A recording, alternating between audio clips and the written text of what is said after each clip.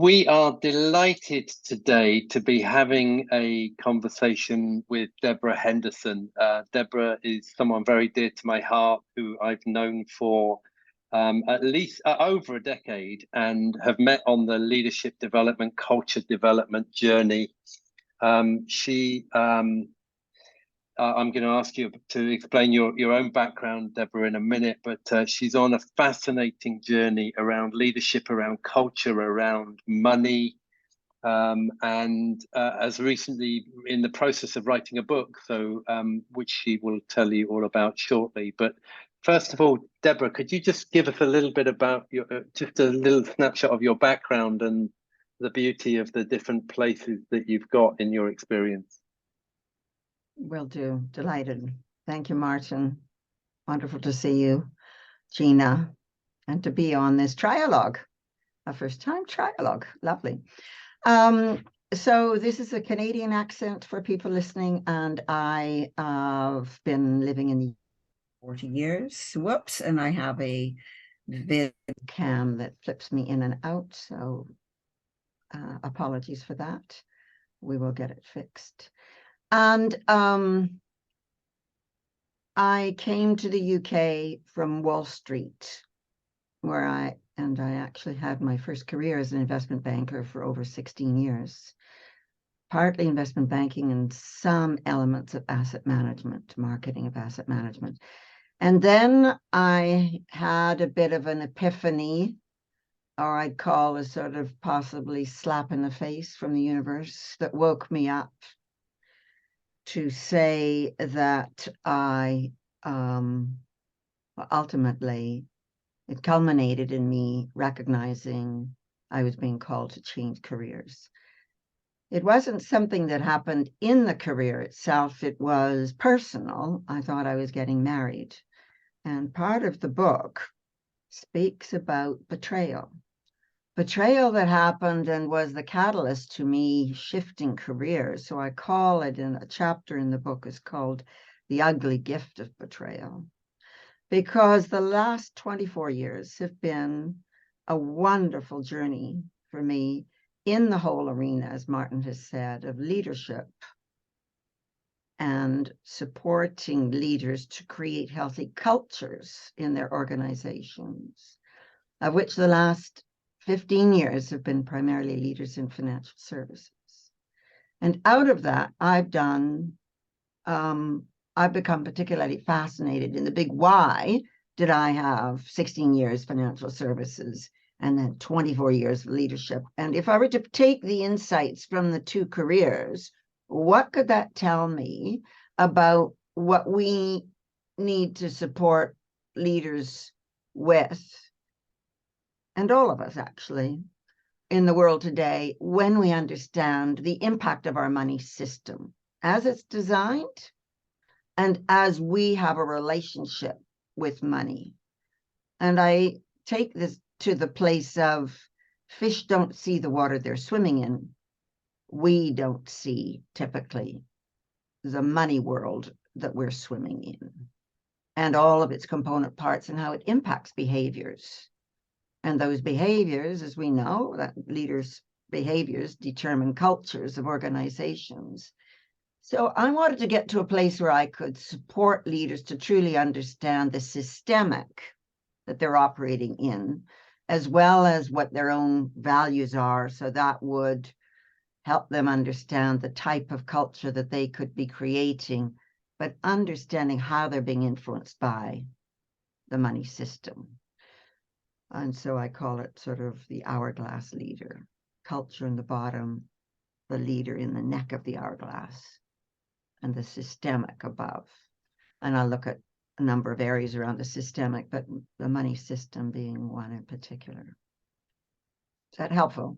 Wow, yeah, it's fascinating. And where would you like to start? I mean, I'm like, do we go into the system and what insights you have around that, or do we go into the personal exploration around money? I have a question where I want to start.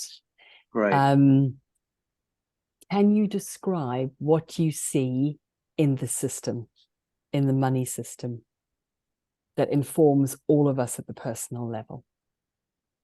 Yeah, beautiful question. Oof. It moves me. And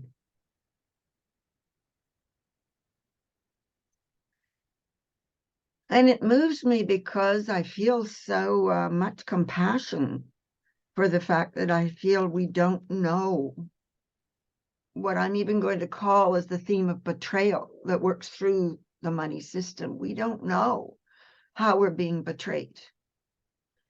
And our money system was created yonks ago. And I need to get to the root of why it was particularly created as it was or is for us now. But what we don't typically recognize, any of us, is that our money system has been designed without giving value to the archetype of Mother Earth, without giving value to Mother Earth, Mother Nature, or frankly, value as such. We could call it a monetary value, but that's how we operate in the world today. To mothering, motherhood, kindness, compassion, and all of the feminine values that are so critical to creating safe space in the workplace, in families, sorry for my, and in creating the nurturing that we need to bring the best out in man and womankind. We need both healthy masculine and healthy feminine to birth anything new and to sustain it. And when we cut off part of ourselves and don't honor that and wonder or don't see how out of balance it becomes, the risk is we can all feel a little off center in this system.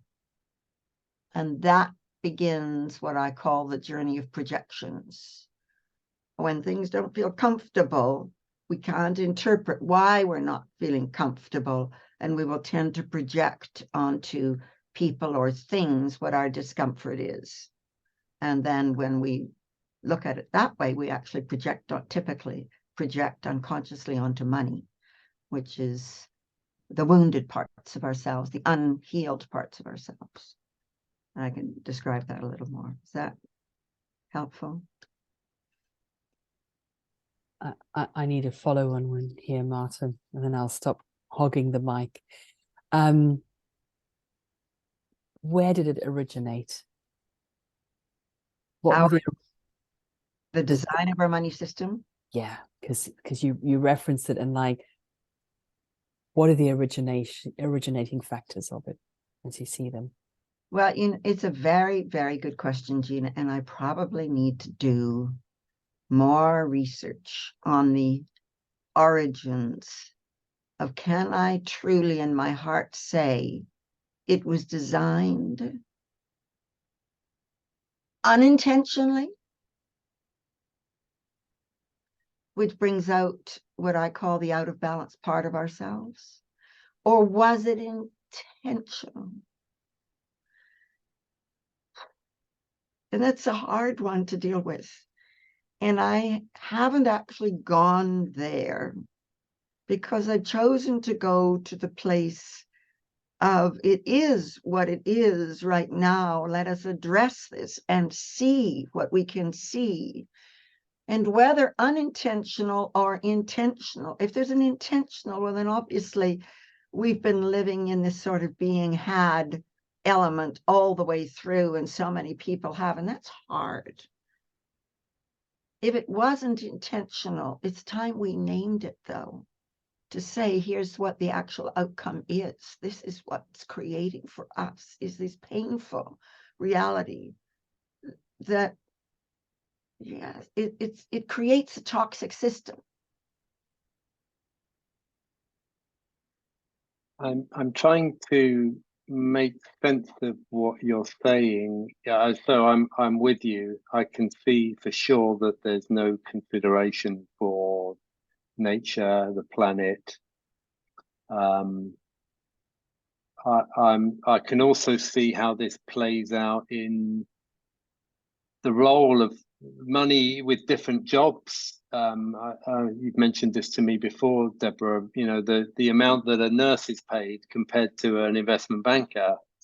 I can see it playing out in multiple areas, but I'm just I'm wondering if you could speak in practice to what do you see is happening in the world as a result of the way the system is set up?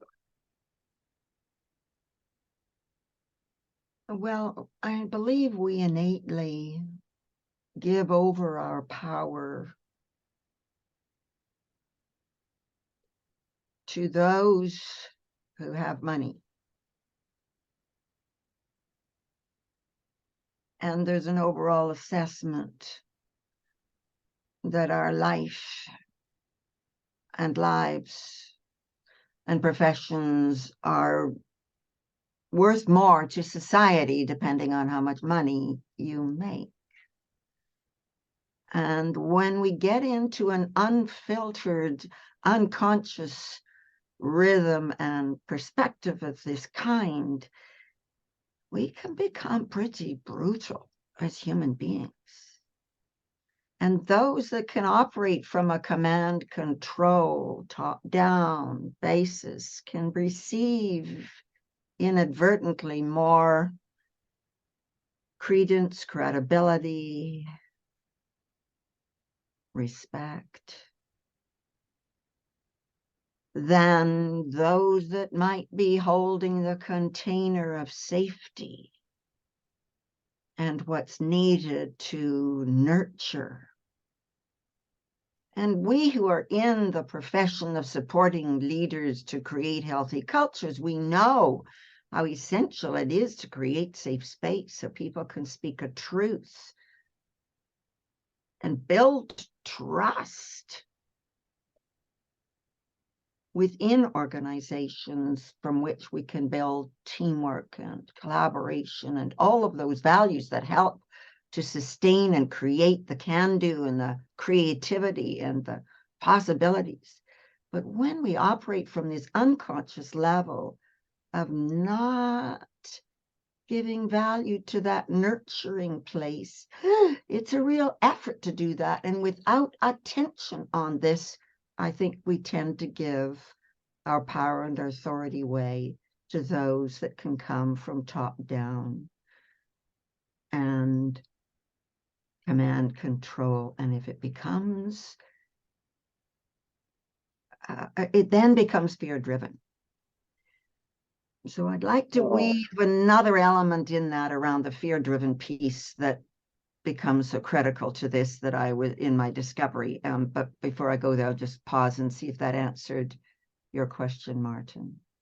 I mean, it opens up so many elements. As you're talking, what's flashing through me is my relationship to money, the constant strive we've got to have enough or to have more, that's embedded in all of us. And we're, if we haven't got enough, we worry and we strive. And then I can see what you're saying about maybe I give power and respect to people that have got money or organizations that have got it, and they also use their influence. I'm thinking about the pharmaceutical industry that's funding the WHO, or the technology, the Bill Gates that's funding the media companies, and I'm like, oh, I mean, it's everywhere.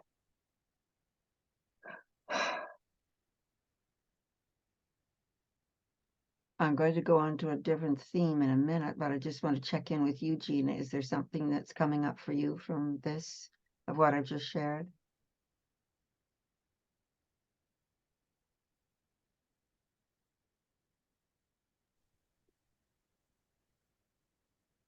I have a very different question in my mind, and we don't have to go there now or indeed on this conversation at all. I was going towards which part of you is being healed by doing this work. Oh, interesting. We don't have to go there now. Well, it's not for now, and we don't have to go there at all, but that was where I was going. Well, maybe that's later. Maybe I could see if I could weave it in. Okay. So I've shared with you the book. Well, I'll make it more oblique. The book is not exactly a personal memoir. but it does have 4 parts, the first part of which is my journey. And where betrayal in my journey in my adult life was linked to betrayal in my childhood life, which was linked to betrayal that my mother had and her mother had, which is linked to the money system. And I'll get to that in a minute. It's linked to primogeniture, which is part of our money system. And the second 3 part, or the next 3 parts of the book are exploring money, looking at all the systems element and our relationship with it. The third part of the book is on great leaders and what does it mean to own that our own role, responsibility as a leader, our calling as a leader, our values as a leader, and what it does when we feel authenticity from that leader and we can feel the level of trust coming from them. And then what does it mean to create a great culture in this money system and with our relationship to money? So it's all, I weave all the elements of what's needed on the perspective of the money system. But if I come back for a second to this element of the masculine, feminine, and our money system being designed without the archetype of Mother Earth,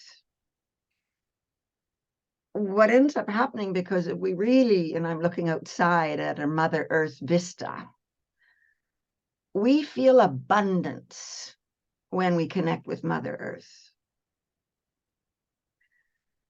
We feel a love of life. We feel and see life every day. But there's life and death and the resurrection coming around and the circle that is needed in all elements of what nature creates for us. But we know it to be an infinity symbol. We know there are seasons, and we know flowers die, and we know they come back to life again, etc. And we see it and feel it all day long. Our money system has been designed around a scarcity model that actually has us fear death.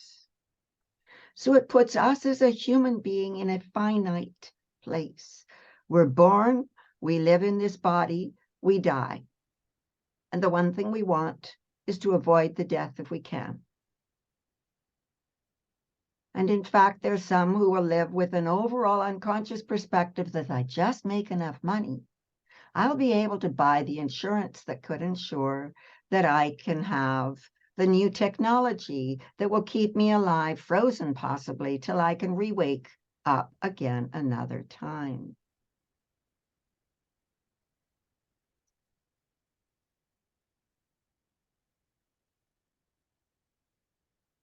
So so I'm just saying, if we can act, and so we could say, yes, within the book is a spiritual component of my own belief that I need to come through with at some point in my awakening in life, which was that we are spiritual beings in a human body, in a human form. And so my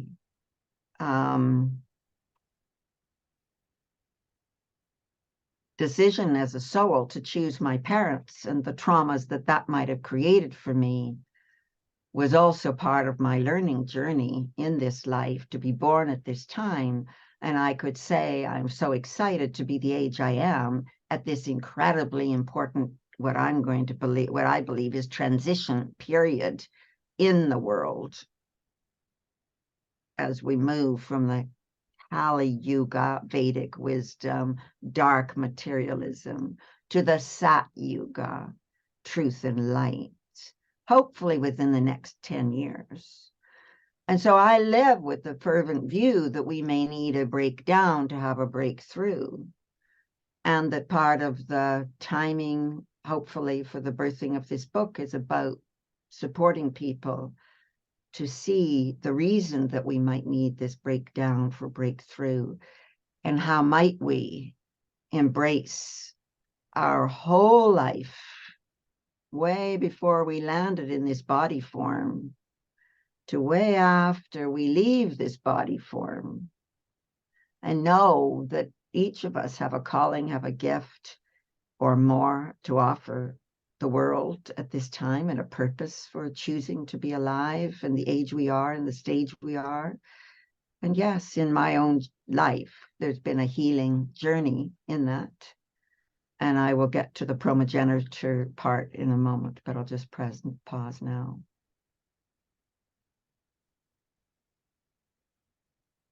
The other thing that, as you were talking, it was striking me is how in the way we live with money, it's only one directional. It's always towards the more.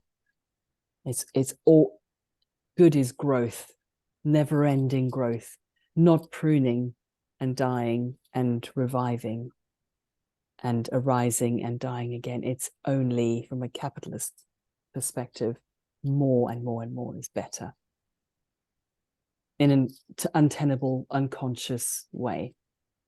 Must have more. I'll come to that in a second. Martin, I sense a burgeoning question for you too. I'm just, I've got two thoughts on my mind. One is just the realization that ultimately it comes down to, well, in what you were saying there, our relationship to death. And there's something that, you know, the way it's set up is that I think I've only got this one life. I've got to make the most of it. And part of making the most of it is having as much as I can. And so I'm just... To Gina's point. Yeah. Just on this wheel, running fast to get everything and then to die. Yeah, and my second reflection, maybe you can answer at some point, is what do we want individual leaders and hence the listeners and the watchers of this recording? What journey do you want to take them on to explore around their own relationship to money?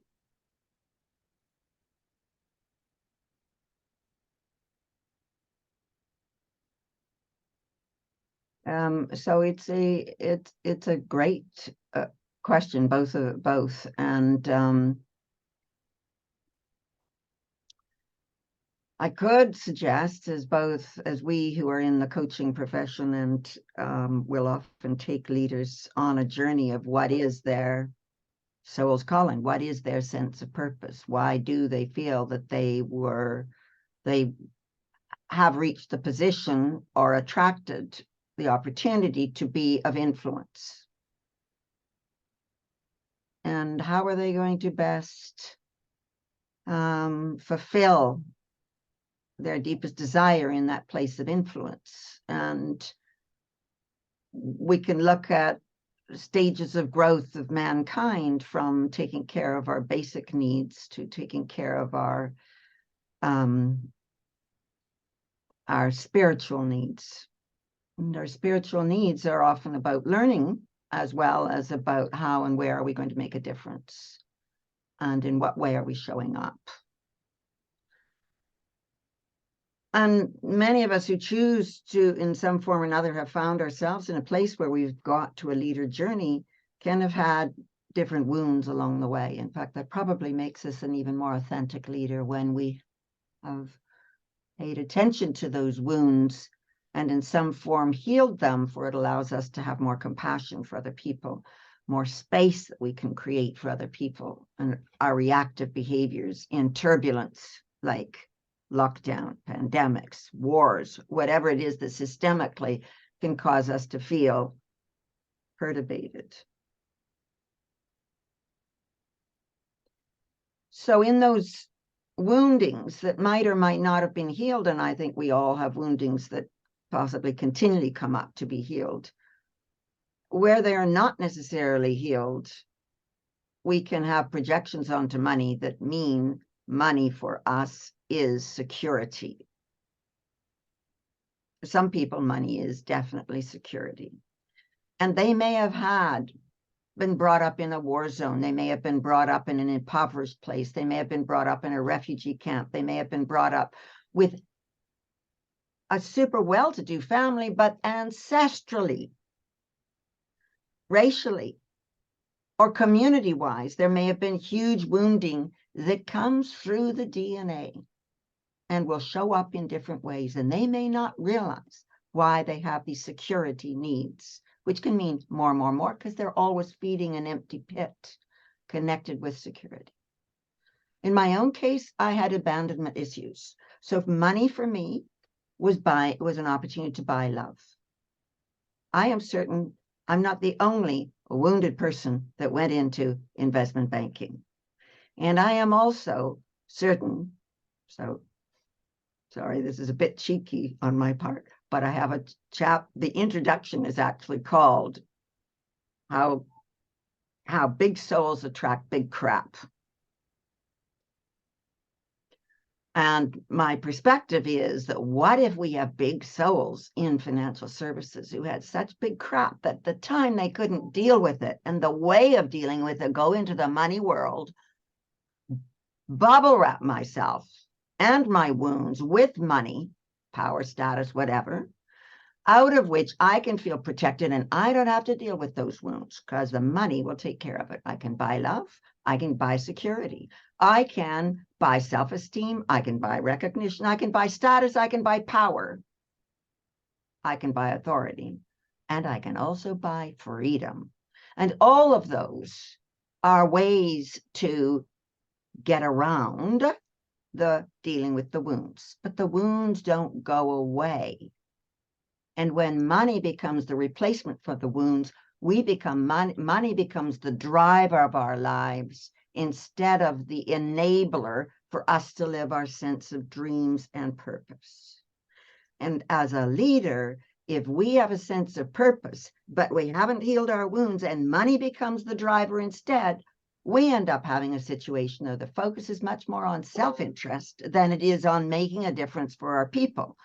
And the biggest issue for dealing with trust is when self-interest is ripe or rampant and possibly covered over because it's not declared. Nobody wants to work for a leader who's nothing but self-interested.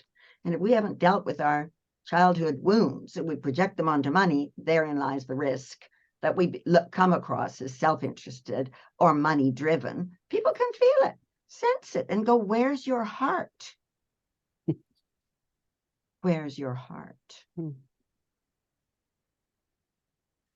What you're saying is so resonant. Yeah, it feels like such a truth.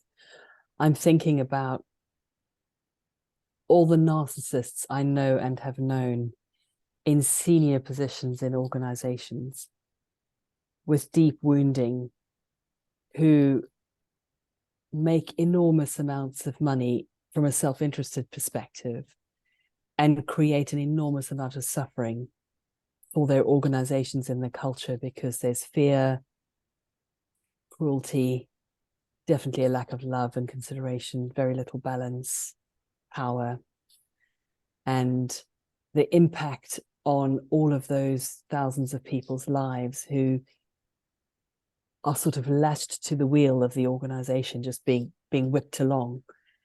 And it's really ugly when that's happening at the top of an organization with someone who has the deep wounding and the intelligence and wherewithal to gather all the bubble wrap around themselves and then act that out on all of the thousands of people in the organization who are caught up in that and don't even realize it and think they have no choice in the matter.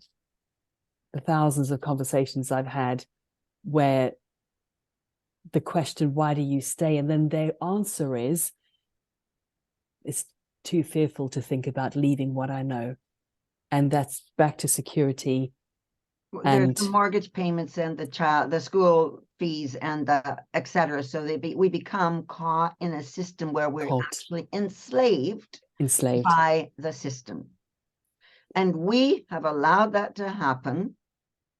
And in that enslavement, we've given our power away to something called the system, which is, it feeds on itself. But as you're speaking to those that you might have sensed at the tippity top, where that feeds on itself, the risk is we have more dominating type of regimes. And we know no dominating regime. I mean, Rianne Eisler in her book, The Chalice and the Blade, has declared through all history, dominating regimes don't last.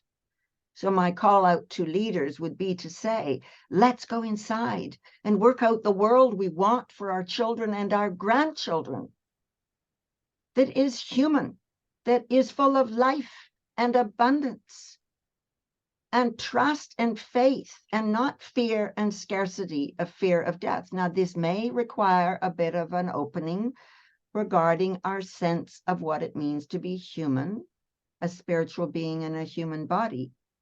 But if we can get there, there's huge opportunities for us to create a world of collaboration and possibility and creativity and love focused more than fear. And Martin, our work with leaders, I hadn't seen it in this way yet, Deborah, so this is popping. The way that you have brought the money system and the leaders together, as well as the other sort of spokes in your wheel. But the change that we help to bring about with the leaders in terms of their relationship to themselves and their relationship to their organizations and the way they show up is enlightening and freeing, liberating for on such a different level to how I'd seen it before. It's such important work, and it's also the release at the systemic level of something that we fundamentally live in, right? As you're saying, we're living in it, the fish in the water. Haven't seen that. So actually the leaders are a really linchpin to all of this.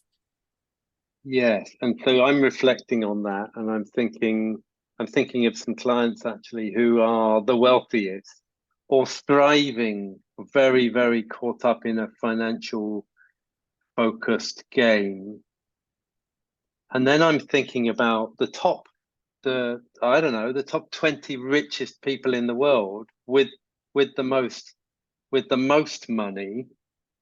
It's like the shift needs to the shift to cause the biggest impact needs to happen with those individuals, and yet they are the ones most, like, their soul may know they're not fulfilled, but they're the ones that are benefiting most from the current game. There's no doubt there's a collusion going on, okay, with the current game.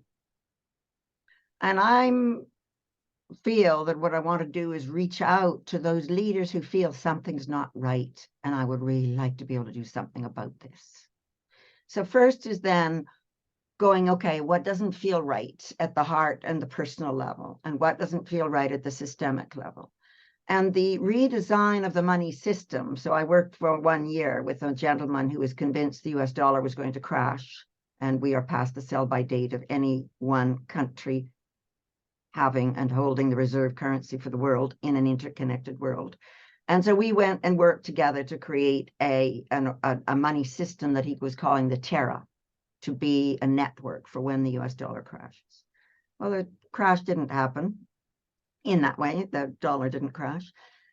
And we might argue as to whether we're closer to that now or not. But I would like to just put one other piece out there that I don't think is, I think it's a Debbie Henderson insight that I would like to just share, that I'm not sure anybody else has written about. And that is, if we tend to project individually onto money, what are the wounded parts of ourselves, the unhealed parts of ourselves? What happens to a currency? Is it possible that if we look at the US of A and its culture and what drives many elements of what it means to be uniquely American, that has been projected onto the dollar and spread around the world because it's the largest currency in circulation? So will you allow me to play on that for a moment as we look at this? And I got really curious about this because I was once reading, shortly after I'd moved to the UK, a book called Brit Think, Ameri Think.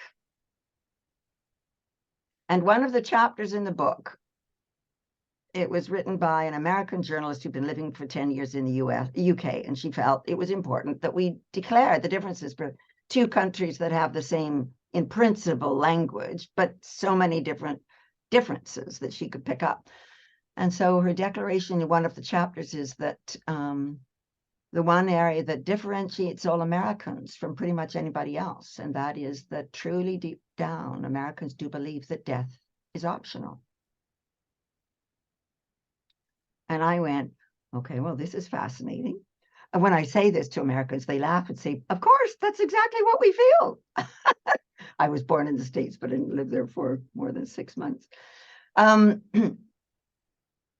what I realized when I went to dig was I looked into the American Constitution, and the key words that we all know is that an American has the right to the pursuit of happiness. And when you break those words down, there's a risk that they could be misinterpreted from what the original intention was. But the right to the pursuit of happiness means an entitlement, could be interpreted as an entitlement. Pursuit means constant. The word chosen was happiness, not peace, contentment, joy, fulfillment. Happiness comes as the root word hap, which means instantaneous, here today, gone tomorrow. So guess what? It keeps us on the constant hamster wheel, constantly looking for this ephemeral happiness to avoid death. I would say to also avoid pain. And there is a book that's been written called Pain, the Gift That Nobody Wants by Philip Yancey and one other author, Brand. And their determination of looking at pain in India, UK, and US was, in terms of specifically the US, that there's no country in the world that spends more time, energy, focus on avoiding pain with pills and therapy and opioids, etc. And I suggest we need pain in our life as part of the balance of what it means to be passionate. Pathos, Greek word, means depth of feeling. Passion, Christ on the cross dying, was suffering on the one hand. Passion for arts or love of literature or nature is a beautiful love on the other side. But if we want to live the full spectrum of emotions, we need to be able to tap into pain and understand its gift and what it's telling us, and then how to heal through that pain to become an even more blossoming, opening, flowered person that can offer heart and soul to others. And if we avoid pain, we avoid our hearts and we avoid our soul. We cannot be those full leaders in all elements, body, mind, heart, and soul, to bring out integrity, wholeness, and trust in organizations. I just can't.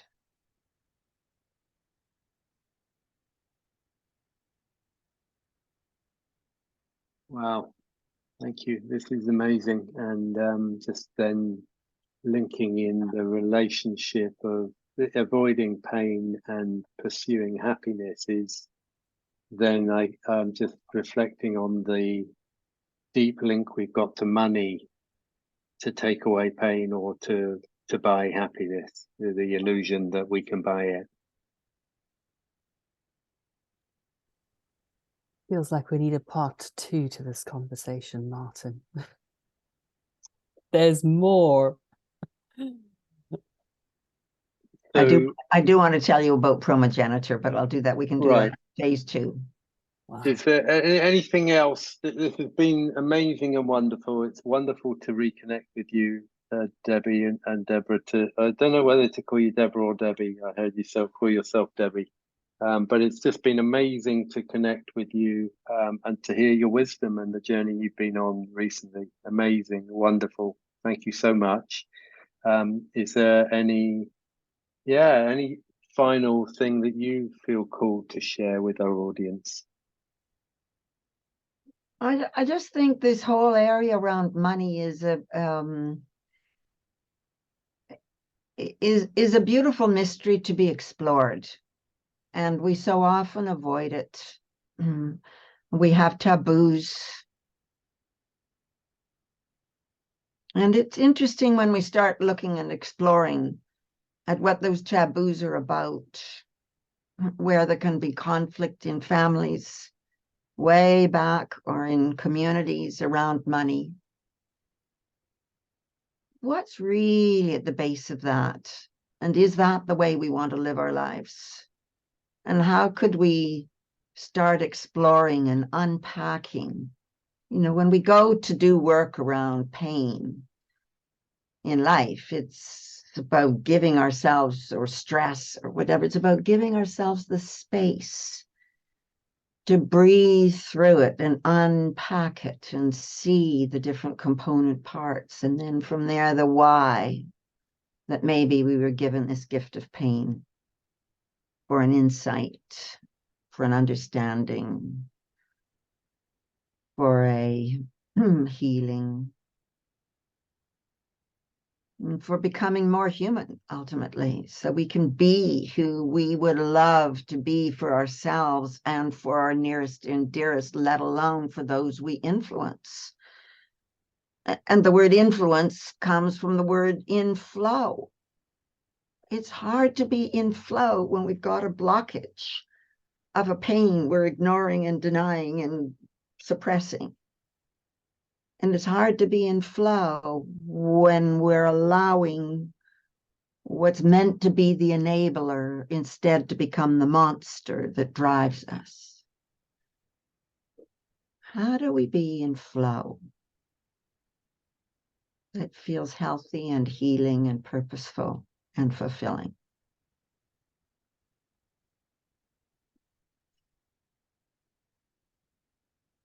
Thank you. And on that note, any final words you'd like to share, Gina? I want to share that whenever we do these talks, I don't really make a lot of notes, and I'm on my second page of insights listening to you, Deborah. So thank you. There's so many gems in what you've said, and I feel as if we have just scratched the surface. I want to hear about Primogenitor. I want to hear about that. It's very important for both men and women and families. So there is more. I think we need to have a part 2 about it. Thank you. Thank you. Thank you, Deborah.